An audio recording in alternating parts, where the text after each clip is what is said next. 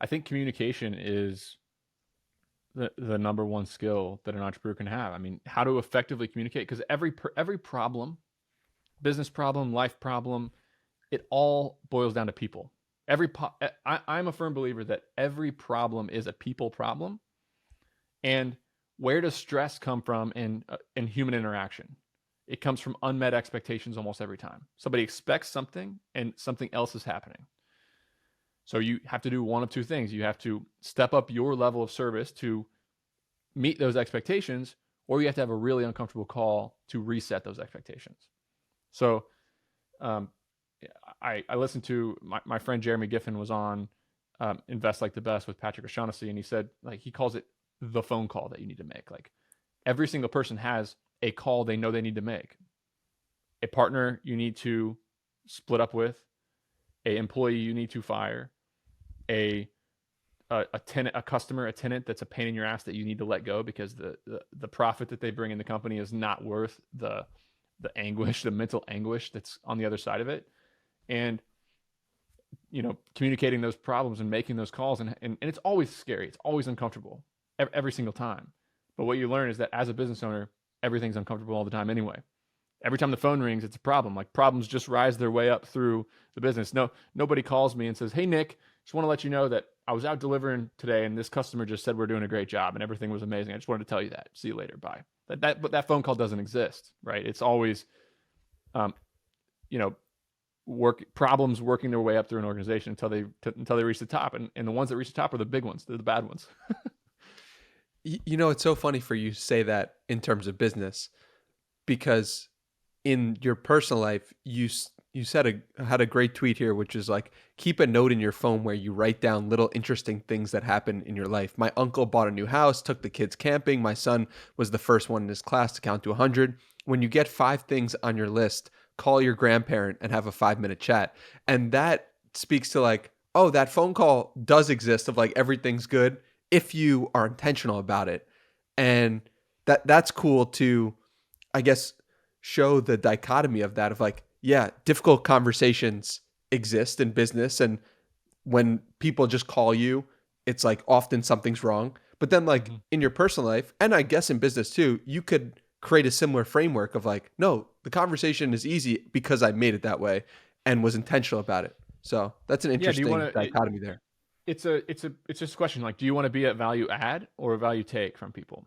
Most of the Mm. time, it's people look at their lives, they look at what they need, and they think, who can get me where I want to go?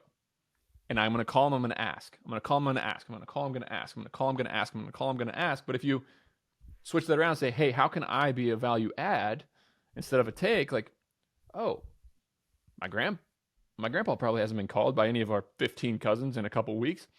I'm gonna pick up the phone and do that because it means something to him. I'm gonna add some value there. Or if you translate it over to business, it's, hey, another business owner, needs some help somewhere, and there's nothing in it for me. I'm not gonna be able to charge them. It's not a profit endeavor, but I can call and I can add a little bit of value to their life, and then their life's gonna be a little bit better. And then you just kind of think about that. Hey, how can I add value to as many people as possible? It's amazing how the value starts coming back at you when you need it. So it's pretty cool. Yeah, absolutely. That's a cool way to frame it. I'm curious about going back to the difficult conversations. Are there any that come to mind for you that you're like, that stands out as a difficult conversation that I either had right away and it turned out amazing, or that was one that it took me a long time to get to the person to let them know what I was thinking? Are there any stories or examples that you could share that could serve as triggers potentially for someone listening? Yeah, it's numerous, countless things. It's, oh, you have a little bit of resentment or anger towards a business partner because you think that they're not pulling their weight or they've made a poor decision. Are you going to let that fester? And are you going to just start to turn into a wall? And are you going to just start to clash over time? Or are you going to actually sit down with your freaking business partner and have a conversation like a man and discuss it and say, hey, you did X, Y, Z. I expected something totally different. Let's talk about this. What do you think about it? I'm upset. This is how I felt.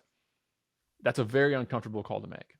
Very, very uncomfortable. Many people don't do it. They'll let a relationship with family members go in the tank over time, over years, because they're afraid to have that conversation with somebody of unmet expectations of their own.